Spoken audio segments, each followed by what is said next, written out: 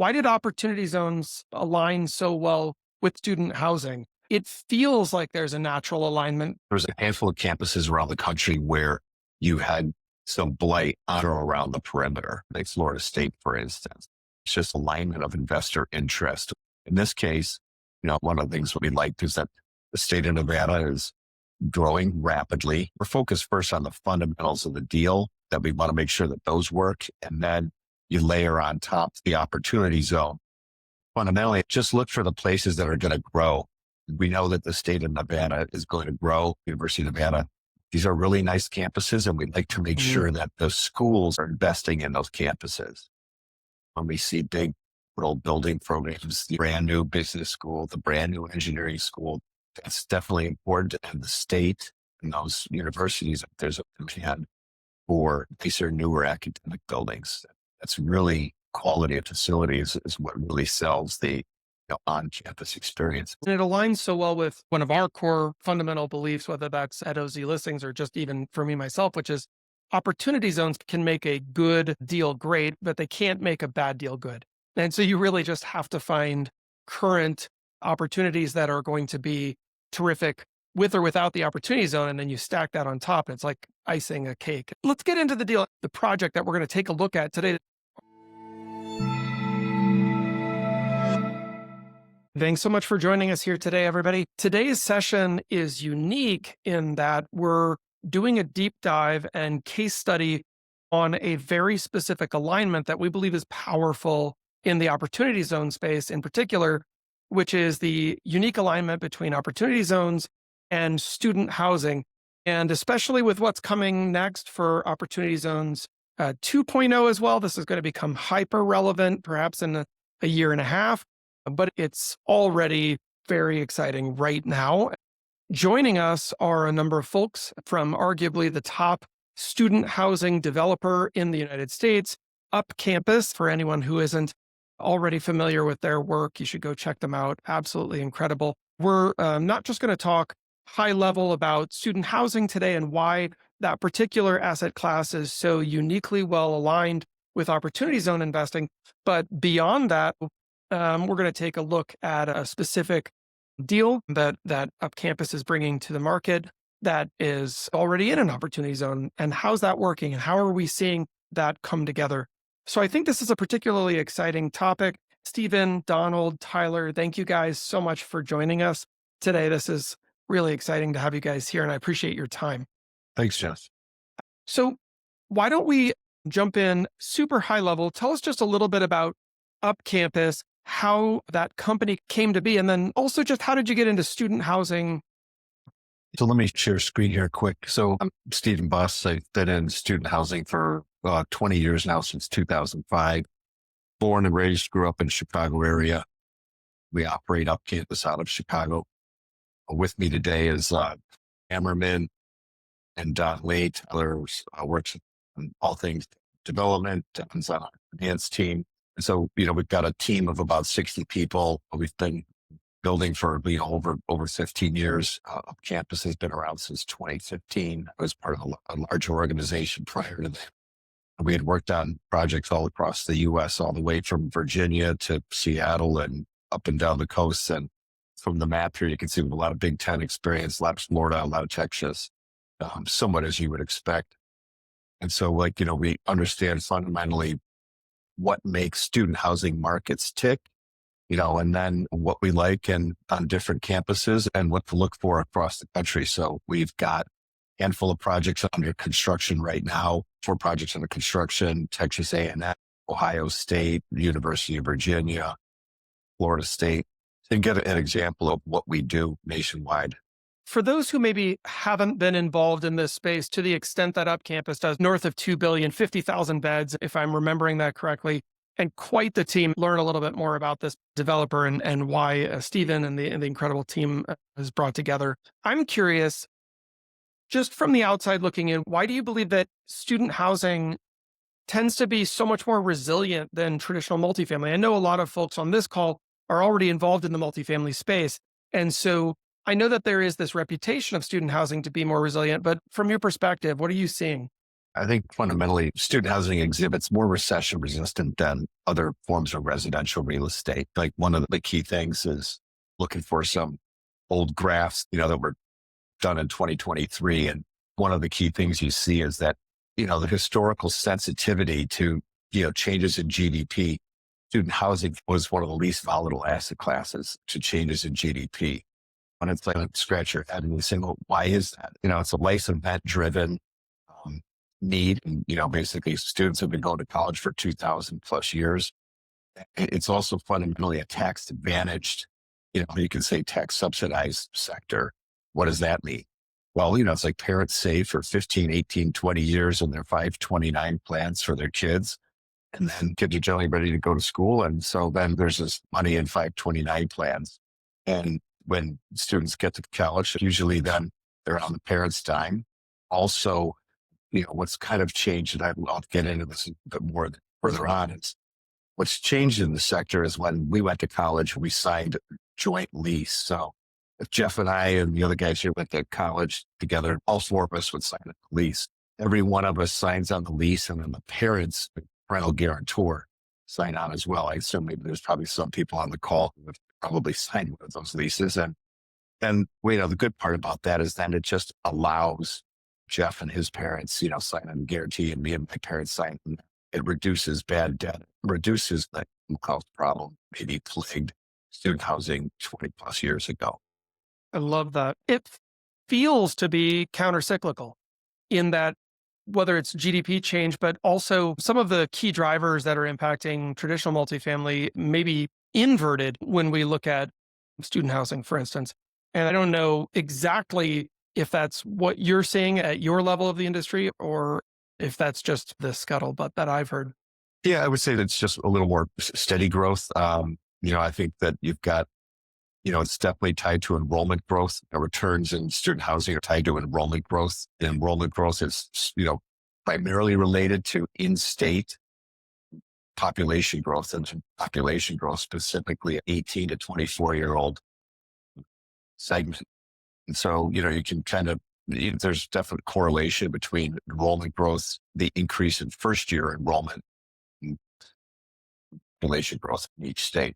So I'm curious, as your team was pursuing, and I know we're going to go into a case study today, which I really appreciate. You guys are kind of really showing us behind the curtain, which is exciting.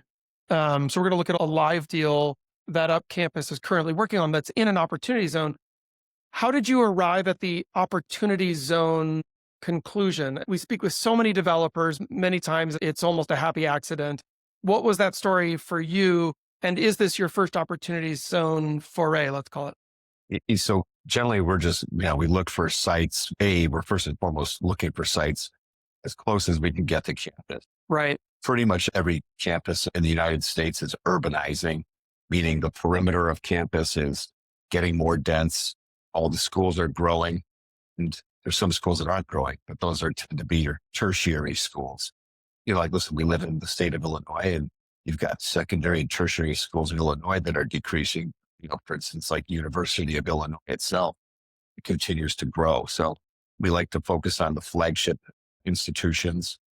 And in the case study, like in Nevada today, like you've got UNLV and University of Nevada, Reno. So there's only two. So it's kind of an important dynamic. And so you'd see that, Florida State, Texas and Texas A&M, Michigan State. We like to focus again on those flagship schools. And, what you see is, there's only so much perimeter around every one of these campuses.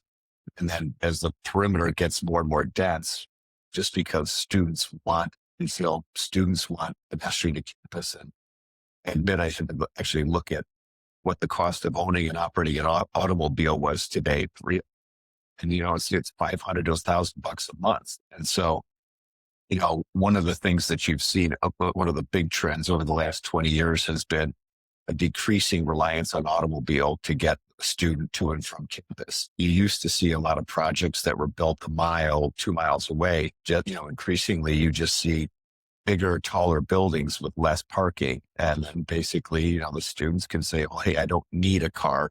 I can walk to campus. And, you can cut part of the car out of the budget. So, $500 to $1,000 is a lot of money per month cut from junior's budget. I love that. So as you pursue or pursued opportunity zones with this particular project, was that a happy accident? I know that you were saying your core focus was finding close to campus. And I agree with you, by the way, that walkability element has become common in daily life. It sounds like it's almost critical for student housing life. Yeah, I think it's critical for student housing life, at at least the vast majority of students these days. And I think it's the finite amount of perimeter means that there's a high barrier to entry. And so finding available land near campus where you can put that is critical. So you get one of those larger state schools are building up, you get the demand for housing bumps up against this finite amount of supply around the perimeter. Well, you're targeting these flagship state schools, or at least flagship universities in most states. I'm curious, actually, let me pivot because this is really fascinating. So, as people like me and my wife are looking at deploying capital gains into projects, why is it that you and your team and anyone can actually take this? I'm curious, why did opportunity zones align so well with this particular asset class, student housing, right? It feels like there's a natural alignment, but maybe harder to put your finger on it if it's a newer thought. There was a handful of campuses around the country where you had some blight on or around the perimeter. There's, say, Florida State, for instance. And then it's just alignment of investor interest with it. In this case, one of the things was that we liked is that the state of Nevada is growing rapidly. And, we're focused first on the fundamentals of the deal, that we want to make sure that those work. And then you layer on top the opportunity zone. It really just becomes additional margin of safety for investors. And then also, you got the tax advantages of it. It just buffers out any potential macroeconomic dips. In the case of the current times, okay, there's some volatility or perceived volatility around interest rates. Yeah. And all of that. And I think that being able to look at 10-year horizon, smoothed out all of that negative and bad news in some very simple sense. Being a developer isn't that hard. It's extremely hard, but fundamentally just look for the places that are going to grow. We know that the state of Nevada is going to grow. We know touring and being on all our campuses, but those University of Nevada as in general, these are really nice campuses. And we'd like to make sure that the schools, are investing in those campuses. When we see big old building programs, brand new business school, the brand new engineering school, the brand new this and that school, that's definitely important. And the state and those universities are recognizing there's a demand for nicer, newer academic buildings. That's really quality of facilities is what really sells the on-campus experience. I love that. And it aligns so well with one of our core fundamental beliefs, whether that's at OZ listings or just even for me myself, which is opportunity zones can make a good deal great, but they can't make a bad deal good. And so you really just have to find current opportunities that are going to be terrific with or without the opportunity zone. And then you stack that on top. And it's like icing a cake. It's wonderful. Yeah. Let's get into the deal. The project that we're going to take a look at today is just one of many that these gentlemen are involved with. But this is the specific project we're referencing here in Reno, Nevada. So as you were looking at available opportunities, what made it stand out about this Nevada site that made it the right development location for you for UpCampus? Yeah, like a lot of the perimeter. This analysis and discussion applies to almost everything we do. So I think that's the good part. Like it's just, we go through the same steps. We go through the same steps when we look at all these projects. And, fundamentally, I get back to, there's only so much perimeter around the edge of campus when you can see, and then there's only so many entry points. And there's a finite amount of perimeter, and half of it is kind of useless. And then, picture your Big Ten schools, the urbanized sides, and then there's the agricultural side of a lot of those schools. Right, exactly. And for instance, on this campus, we look for barriers to entry. In this case, you've got big parklands on the northwest side of the campus here. You've got a highway on the north, highway on the south. That's also a pretty good barrier to entry. And also on the west, you've got single family neighborhood that becomes very difficult to develop in. And you got some single family neighborhoods on the east side. So the campus tends to be very well pinned in. And I think obviously anybody on the call, depending on what college you went to, you'll kind of run that pattern through in your mind, you're like, oh, a lot of these, campuses are really pinned in by either physical barriers or zoning and other jurisdictional barriers that make developing extremely difficult. And so we really like to find situations where you can claim, you claim you're part of the perimeter. You can see on this aerial. And so, we look at some real specifics about the perimeter of campus. And so that starts with focusing out simple building block steps. Okay, where's the quad? Okay, where are the key buildings around it? Here's the existing College of Business. They just built a brand new business school down here, right next to this parking.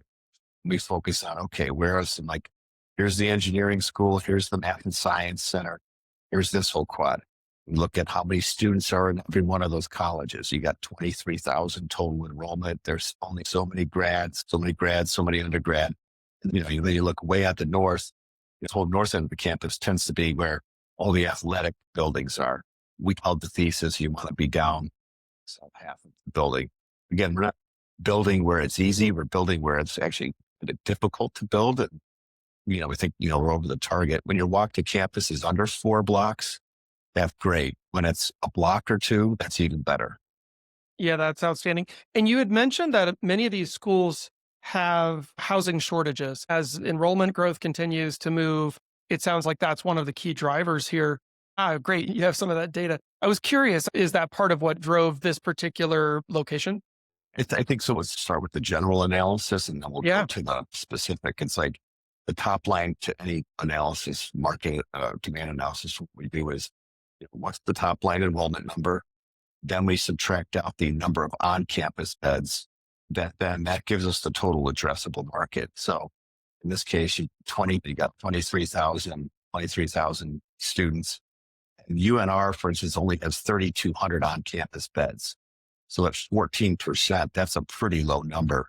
Think back to when to college and you're like, okay, well, freshmen usually lived on campus. It's, 1/4 of your thing. So generally most schools have around 25 to 30% of on-campus beds.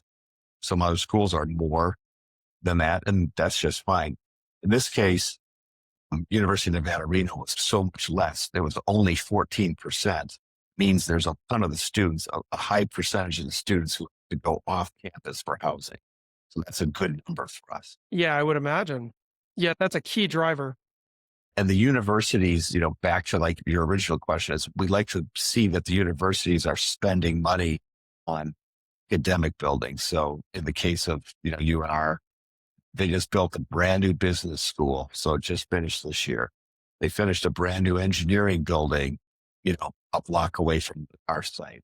Check. And the universities don't want to have to spend money on residential buildings necessarily. They will, and they do, and they have to. If they had their druthers, that's where they do. That's where they want to, that's where they get the most return for their dollar is on building academics. It's interesting because I had this conversation with my wife last night about your project. We were looking at it and she was a director of admissions and enrollment for a number of years. That was kind of her prior career. And it's interesting because it sounds like this is a classic challenge that many times universities have. And I think many times if you're not coming from this space, you don't understand that the private sector is stepping in to fill this need. Do you find on your end, is this predominantly going to be an undergraduate cohort that's taking advantage of a property like this, or graduate, or is there a healthy mix, or does it reflect kind of what you see at the university? How does that pencil out? Yeah. So we'll look at, here again, always starts, what's that top line number? 24,000. Then we look at the undergraduate number, which is about 16,000. Then we always like to focus on how fast each of those groups are growing year in, year out. Undergraduate has grown 500 last year, and then another 300 this year. Graduates are about 3,500. Okay. So not as big of a number as obviously the undergrads. The other key components we'll look at are in-state and out-of-state. In the case of Nevada, the out-of-state is, the states, we do like to see out-of-states kids, good or bad thing. It's just that it's sometimes like when you have a lot of kids coming in from California, New York, wherever, like in Arizona, you see a lot of California kids, and, a lot of Big Ten schools, you see a lot of the East Coast kids. That's part of it. So out of state students, for instance, here are generally mostly from California. It's going to school in Nevada tends to be pretty affordable relative to going to school in California. So boom, big demand driver, good long-term trend for schooling. Getting back to that, beds to enrollment. Again, we've only got 3,200 on campus beds. That leaves a lot of I off love it. campus to demand. And then the other thing is Reno, we look at what's going on more in the metropolitan area. You've got Tesla and you've got a lot of investment in tech and other kind of manufacturing businesses in Nevada in general because it's a low tax state, right? Sure. Relative to California. So the type of demand driver has led to good demand for housing in the metro area in general. That causes students to want to live back closer to. Interesting. It makes so much sense. And I love how thoughtful your approach is here. So maybe let's zoom out. Let's start at the top of this deal and tell us a little bit about what it is that UpCampus is doing we know it's in Reno. We know this is student housing. What is the project? How many beds? What is the profile of this project? If you were presenting it to someone fresh, I want to make sure everyone's wrapping their heads around it. Walk us through this, Stephen or Donald and Tyler. What is it that you're building here? So the project it's a 465 beds, it's 220 units. We've designed it to really mostly cater to the engineering students at UN Reno. And so, okay, what does that mean? I think maybe this is worthwhile to take a step back. Over 20 years ago, most housing around campuses was kind of legacy, traditional multifamily, 1 bedroom, 2 bedroom, 3 bedroom, 2 bedroom, 1 bath, 3 bedroom, 2 bath. It was really more like what you would find in a traditional multifamily buildings. I think what you've seen is that in the last 20 years, the advancement of purpose-built housing, you have a broader range of unit types. You furnish the units. So we put desks, chairs, sofas, TVs. We have to refresh those every, 4 or 5 years. But students want new and students want furnished. It's like mostly people are moving in with suitcases. They're not moving in with U-Haul trucks. That makes their experience, easier. The other thing, like I mentioned, we're really looked at parity. What is parity?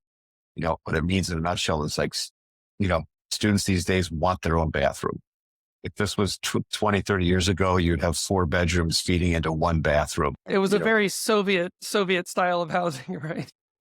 Yeah. People don't want the dorm experience. You're walking into a common shower. It's just not done anymore.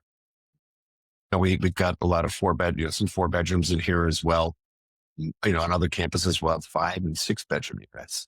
But the ultimate message is like students want nice, students want new, and students want privacy. I think to the extent that, they want to live in a 3, a 4, or 5 bedroom unit, those are available and the price can be less. So I think that's the key thing. Sure. The other thing is we've got newer purpose-built buildings, have amenities that are focused on the college experience. If you go into an old legacy multifamily building, typically it'll maybe be like a garden style. So you pull your car up to the surface parking, then you walk in and you just walk up some outdoor stairs. And that's the building. Students now want, security, for what it's worth. Sometimes it feels like the world's a more dangerous place than it was 20, 30 years ago. So people want security around the building. People want amenities like, dedicated study lounges. It's almost like in buildings these days, you would be better off if the water went out than the internet.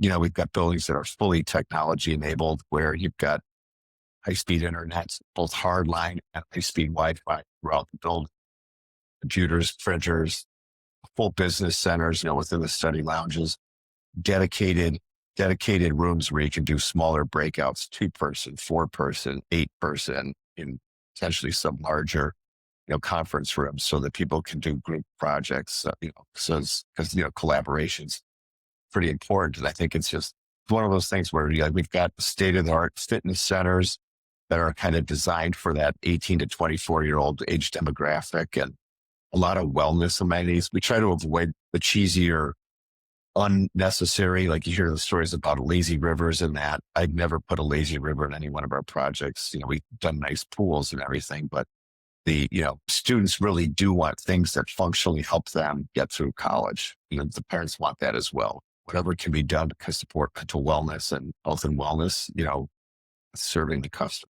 Yeah, so it sounds like it's almost the best of college student worlds, like a common experience close to campus, but also these like creature comforts that they and maybe even their parents kind of expect or even demand.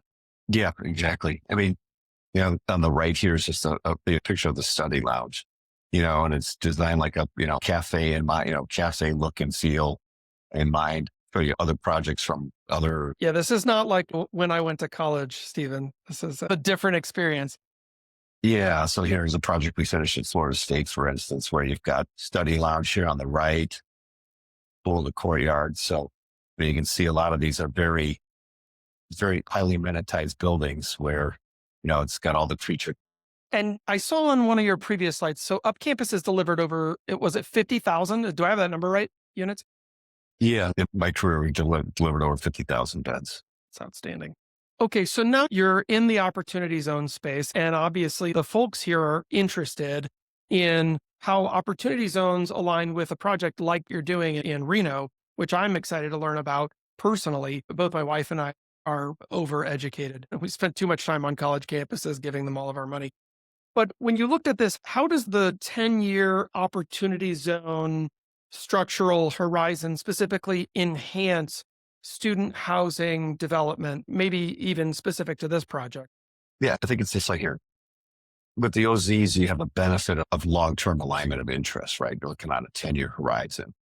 If you're looking on a 2 to 3 year horizon, you can have interest rate shocks, you can have tariff, you can have everything that can go wrong, right? But, fundamentally, we like to focus on the states and places where, we know what those demographic trends look like. And it's like, we take, again, I go back to this focus on the fundamentals. Here's the state of Nevada total population. It's around 3 million right now. It's, likely going to increase by another 100,000 here in a near-term horizon. We look at what that means for college enrollment. What does it mean for the 18 to 24-year-old age group? Right. And then there's really only so many places where these students are going to go. Nevada, for instance, you have a lot of, 78% of the enrollment here comes from in-state. You've got about 20% coming from out of state, a little bit of international. So good thing about this campus particularly is that there's a very small percentage of show enrollment. There's some campuses that have a really high percentage, the current political environment where sometimes, now you've got some, in some campuses, you've got fewer international students. You don't have that risk here. Regardless, it's like over the long run, when you start to kind of push more and more students through same amount of perimeter around campus, like, 10 years later, there's only going to be the same exact perimeter around this campus that there is today. Sure, of course, right. They're not making more perimeter. If I were personally evaluating this deal, I would ask something because you mentioned something earlier that got me intrigued. And I know that your team is so successful because you're so thoughtful in your approach to what you do, which is amazing. You mentioned that you were specifically either targeting or thinking about engineering students. Tell me a little bit more about that. What drove that decision and how do you see that impacting this project? Yeah. So again, back to the point, it's like we research articles and we research what's the university's long-term master plan. How are they investing in their physical plant? In the case here, the university just completed their brand new business school. So check, that's a big, Yeah. few thousand students in that program. And that's down at the south end of campus. In 2023, they completed this Pennington engineering building over here. So it's a, fantastic building that's a block away from our building. Check, now you've got these, universities investing in these key programs that are the future of education. I think it's students want to go to college to go learn hard skills, right? Whether that's business or engineering and science. The campus experience is where you have the resources to kind of go tinker and do things, that matter in physical and the real world. It's difficult to get the hands-on skills in other places where you're getting into these high-tech things where you have access to, compute, where you have access to, high-speed internet on campus, and a lot of access to powerful computers that are needed to run things that are above. They just built this Pennington engineering building a block away from the site. The College of Business went down there. They're continuing to expand other buildings on the engineering campus site, a little north of us. Nevada's big in mining. Like I mentioned before, you've got the Tesla Gigafactory Right. that just generates gobs of need for engineers. So that, So smart. I love it.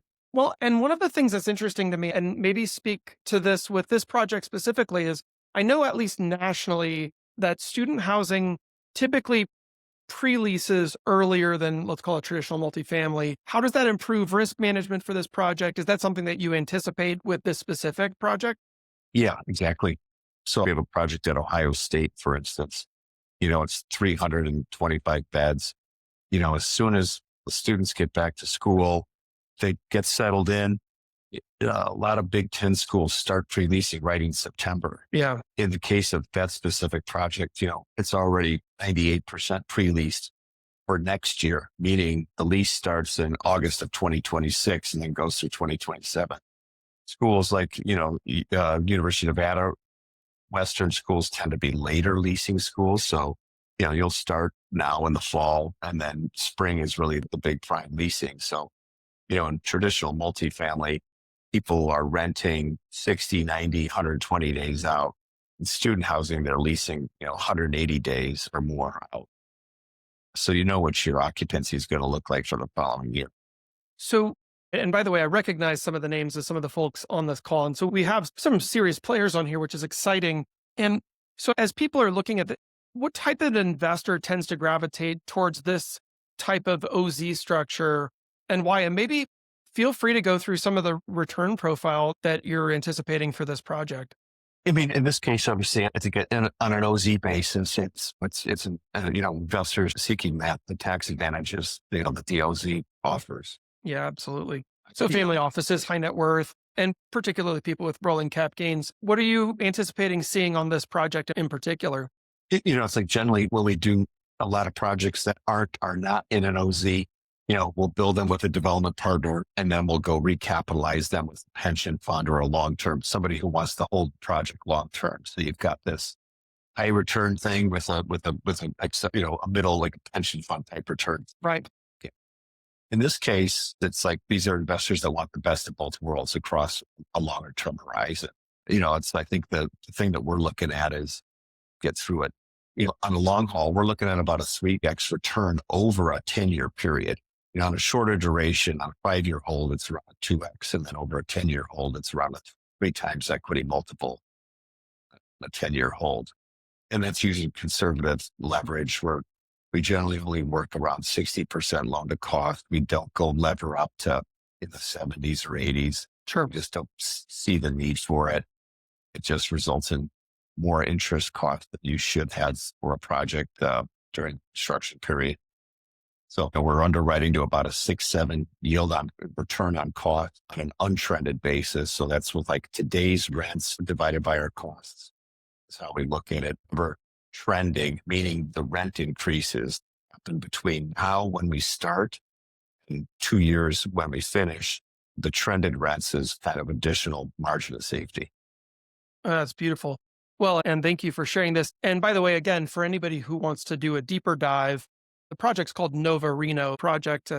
If somebody was interested and they wanted to reach out to you and or your team, Uh, I love that. Well, this is so informative, I think, for people coming into it class.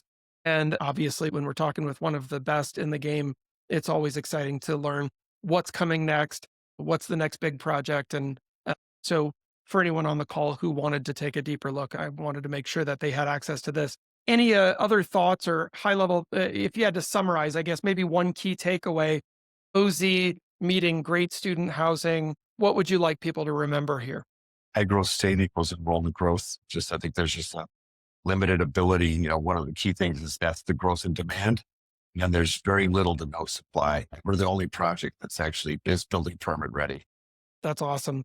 Well, you've forgotten more about student housing development than most of us will ever learn. So that's exciting. Thank you. Thanks everyone for being here today, learning more about this. Please go take a look at the project and learn how to get some great kids a great place to stay while they pursue their education. And thank you everyone from UpCampus for being here, joining us as our special guest today. Really appreciate you guys. It's good. Thanks, Jeff. You bet. Have a wonderful day. Thanks, everyone. Bye bye.